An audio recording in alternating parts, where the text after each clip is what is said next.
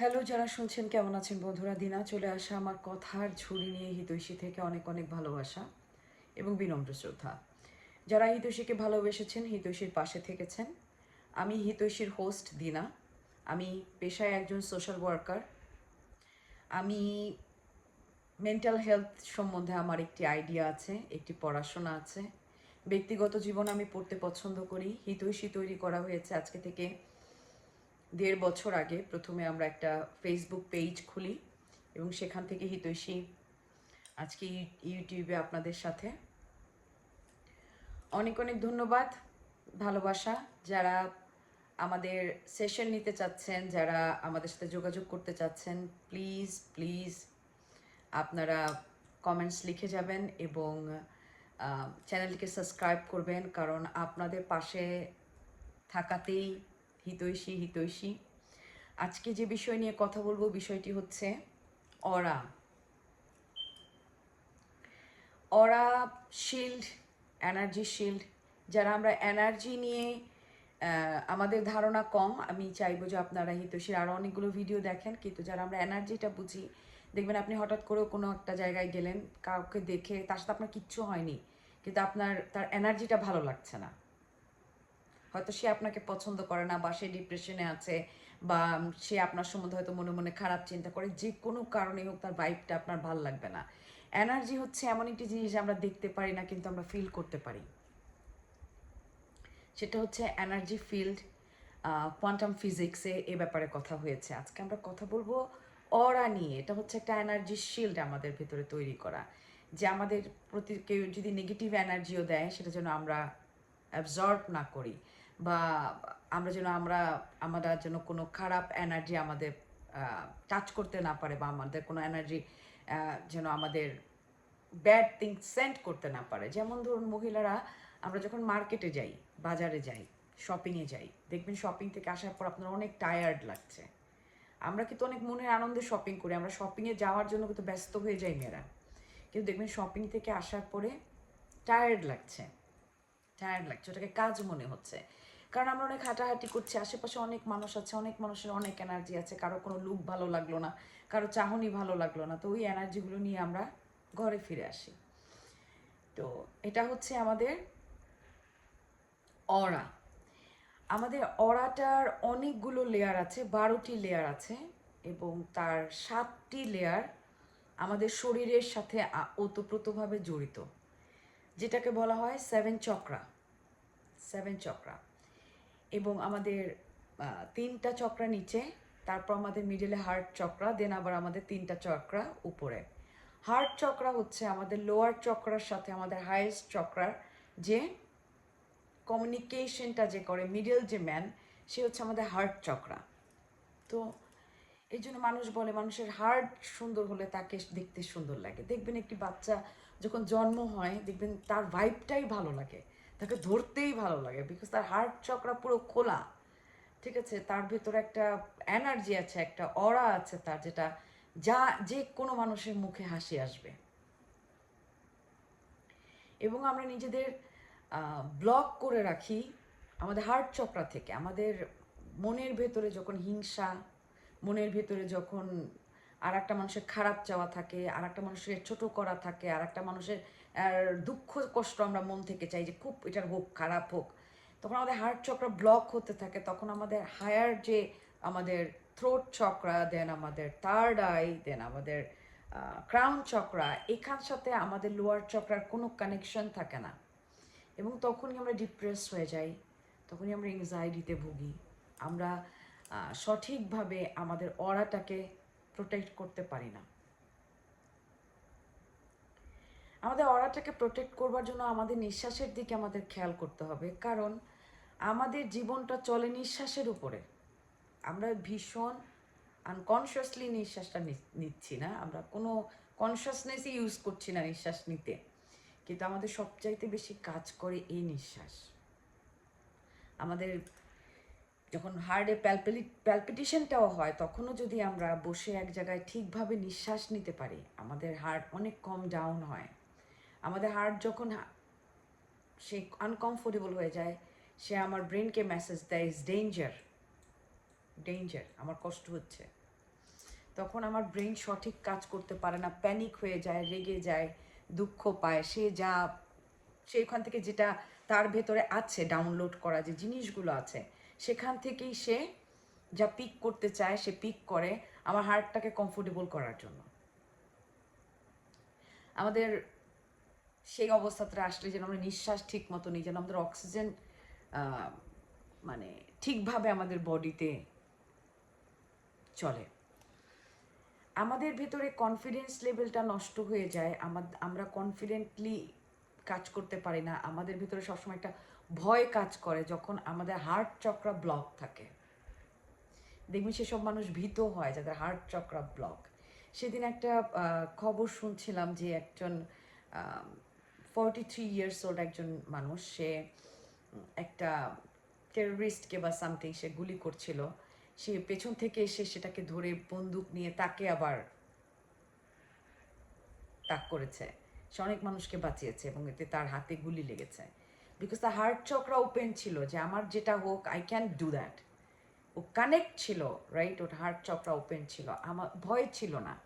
আমাদের হার্ট চক্রা যখন ওপেন থাকে আমরা ভয় পাই না, আমাদের ভিতর ভালোবাসা কাজ করে, আমরা বুঝতে পারি, আমাদের ইম্প্যাথি থাকে। যে মানুষের ভিতরে ইম্প্যাথি যত কম তার হার্ট চক্রা তত বেশি ব্লক। ইম্প্যাথি কি? ইম্প্যাথি হচ্ছে আমার বর্তমানটা শুধু আমার না, এটা বোঝা যে আমার জীবনের এক্সপিরিয়েন্সটা আমার, কিন্তু আমার এক্সপিরিয়েন্সের সাথে আরও অনেকের এক্সপিরিয়েন্স জড়িয়ে আছে, অনেক মানুষ জড়িয়ে আছে, অনেক জিনিস জড়িয়ে আছে, এরাও আমার জীবনের একটা অংশ। এবং সামনে যা আছে সেই জিনিসটিকে রেসপেক্ট করা। সে যদি মানুষ হয় ডেফিনেটলি সেই মানুষটিকে রেসপেক্ট করা।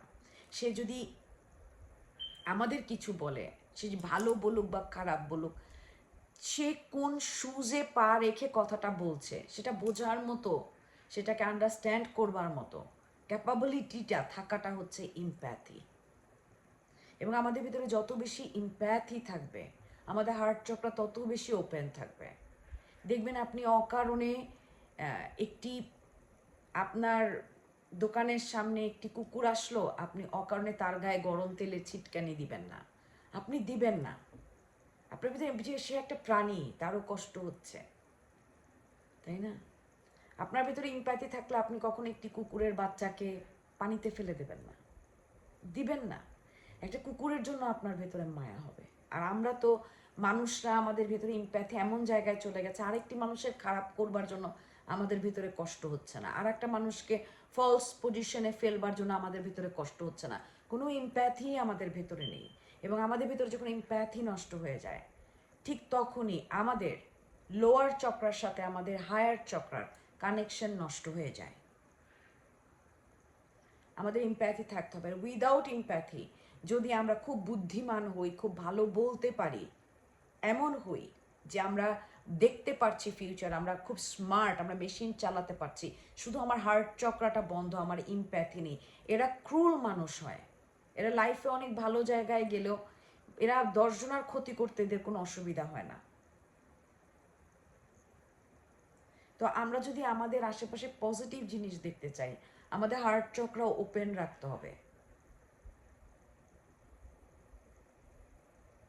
এবং আমাদের হার্ট চক্রটাকে যখন আমরা ওপেন রাখতে পারবো তখনই আমরা আর একটা মানুষের কষ্ট দুঃখ বুঝতে পারবো, আমাদের ভিতরে সেই অ্যাবিলিটিটা থাকবে, সেটা নষ্ট হয়ে যাবে না।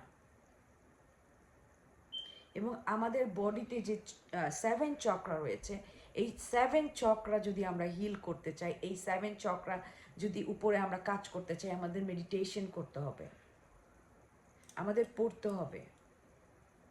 এবং প্রত্যেকটি চক্রা কাজ আছে আমাদের বিহেভিয়ারের জন্য। আমাদের এক একটা চক্রা ব্লক থাকাতে আমাদের বিহেভিয়ারে সেগুলো দেখা যায়। রাইট? আমরা অনেক শুনেছি থার্ড আই চক্রা, রাইট? যাদের থার্ড আই চক্রা খোলা থাকে তাদের ইনটিউশন ভালো হয়, এরা ভালো মন্দের বিচার তারা করতে পারে, এটা বুঝে যে কোথা থেকে কি হচ্ছে, কে কি করছে, তারা অগ্রিম বুঝতে পারে। কিন্তু সেই মানুষের যদি হার্ট চক্রা ব্লক হয়, যদি তার লোয়ার চক্রার সাথে হায়ার চক্রার সাথে যদি কোনো রকমের কানেকশন না থাকে, হার্ট চক্রা যদি ব্লক হয়, সে নেগেটিভ মানুষ হবে, ভেরি স্মার্ট নেগেটিভ মানুষ।